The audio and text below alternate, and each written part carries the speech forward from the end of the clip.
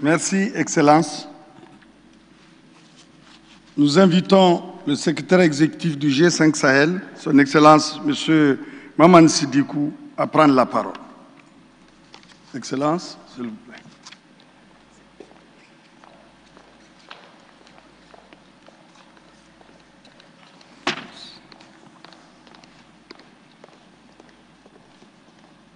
Merci beaucoup. Merci.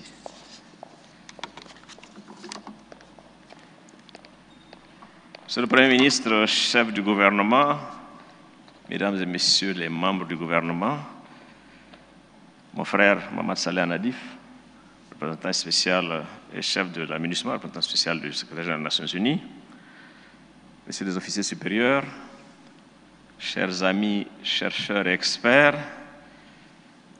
Excellences, Mesdames et Messieurs les membres du corps diplomatique et les chefs des institutions internationales, Monsieur le Premier ministre, permettez-moi d'abord de m'acquitter d'un devoir en m'adressant au-delà de cette salle au président Issoufou Mahamadou.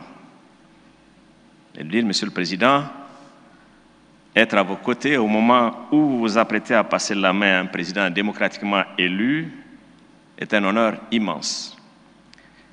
Votre volonté inébranlable trouve dans le proverbe Hausa suivant une illustration. Aïe agama, tahi takama gobe akoma. Je ne maîtrise pas, autant que beaucoup d'entre vous, les subtilités de nos langues nationales. Je dirais simplement qu'en français, nous pourrions juste dire ne pas reporter à demain ce qu'on peut faire aujourd'hui dignement. Un long compagnonnage ancré dans une amitié indéfectible et nourri par un regard politique m'ont permis de connaître l'homme, puis mesurer la stature de l'homme d'État.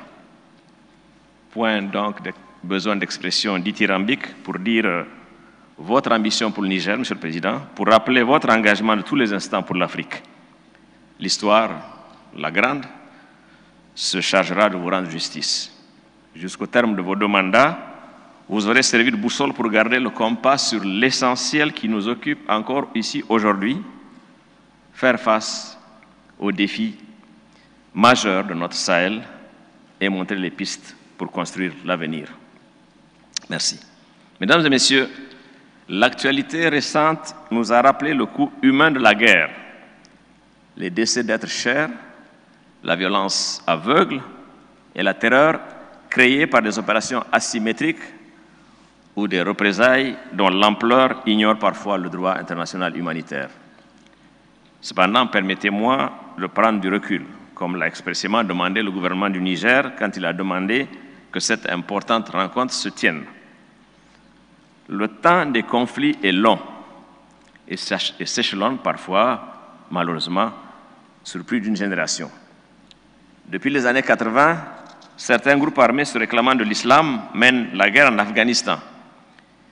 Ils luttent contre l'Union soviétique d'abord, avec le soutien des États-Unis, puis contre leurs propres compatriotes, et elles sont enfin combattues par de nombreux États.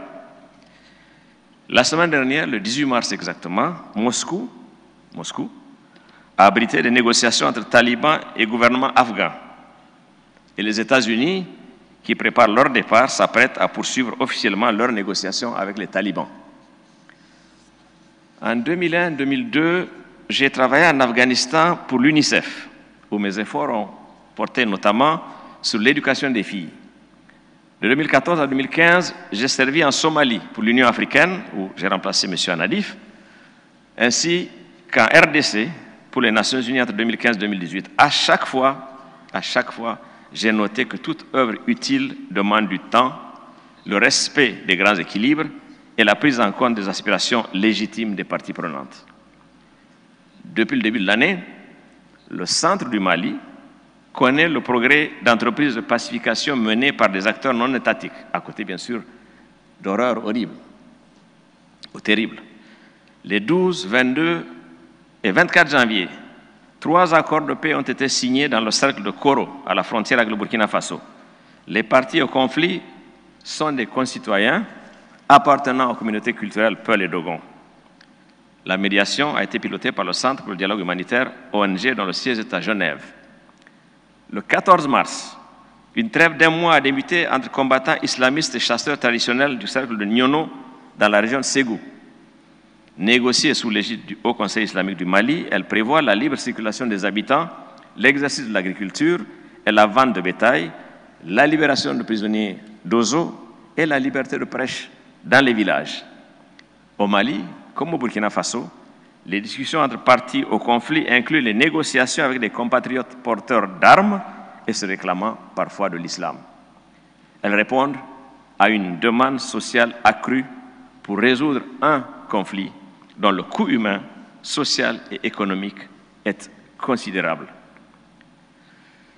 Les opérations militaires se poursuivent comme cela se doit, car il y va de la capacité de nos pays à ne pas céder devant les escarmouches, embuscades, mines antipersonnelles et autres attaques, d'autant plus fulgurantes qu'elles sont parfois menées par des bombes humaines mues par des pulsions suicidaires. La montée en gamme de la force conjointe du G5 Sahel résulte de la volonté accrue des États membres de doter leurs bataillons de la capacité de changer la donne, y compris avec le soutien d'organisations régionales comme la CEDEAO. En matière de défense, la protection des civils est une priorité. Elle se traduit par des actions d'influence positive destinées aux citoyens se trouvant dans les zones de déploiement de la force conjointe. Santé, accès à l'eau, distribution de vivres et de matériel scolaire sont privilégiés. La protection des civils, mesdames et messieurs, repose également sur un mécanisme identifiant la responsabilité d'éventuels dommages causés par la force conjointe. Quand elle est établie, une reconnaissance suivie d'une compensation unilatérale est prévue, indépendamment d'une procédure judiciaire. Concernant la sécurité, la protection des citoyens est un objectif primordial.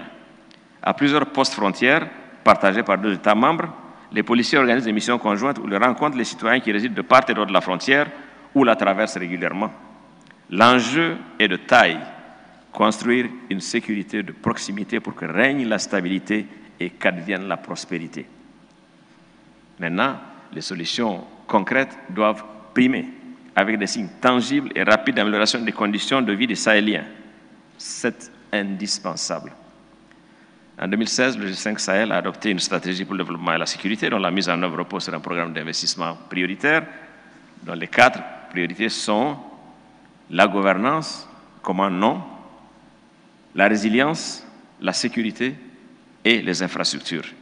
Et vous le savez, elles s'inscrivent dans les régions frontalières de l'Ouest, Mali, Mauritanie, du centre, Burkina Faso, Mali, Niger, et de l'Est, Niger, Tchad. Et lors du sommet de Nouakchott de 2 juillet 2018, les chefs d'État du G5 Sahel ont demandé la mise en œuvre d'un programme d'urgence pour la stabilisation des espaces frontaliers. Je voudrais, Monsieur le Premier ministre, avec votre permission, ne pas m'attarder trop sur mon script, ce serait bien long. Je voulais simplement dire que nous avons un premier projet pilote qui est une initiative de coopération transfrontalière entre municipalités des régions du Sahel au Burkina Faso, de Tombouctou, Mali et de Tillabéri au Niger, dont la population totale de 5,5 millions d'habitants.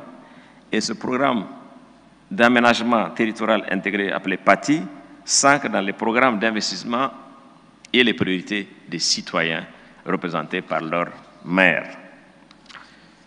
Ce programme est financé par l'UEMOA, une somme que certains peuvent penser modique, 1 milliard de francs CFA, mais l'impact repose sur des interventions tangibles et créatrices de prospérité partagée. Amélioration des services de centres hospitaliers régionaux, par exemple à Dori au Burkina Faso.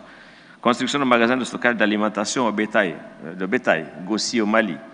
Aménagement et équipement de laboratoires de Tillabéri au Niger. Aménagement de Tchekolnagé, l'axe de transhumance entre les 3 pays.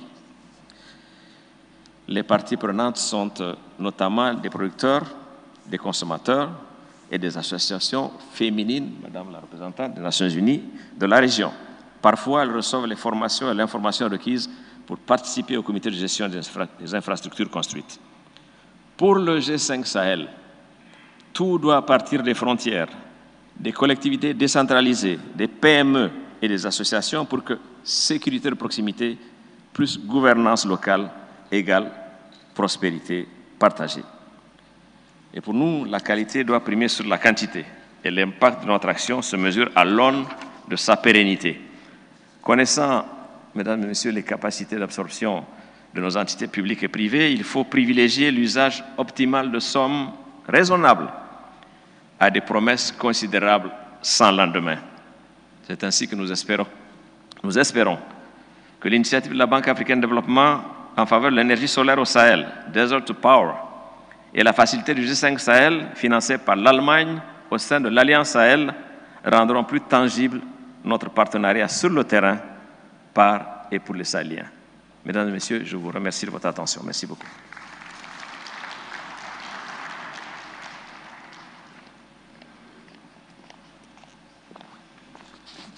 Merci, Excellence.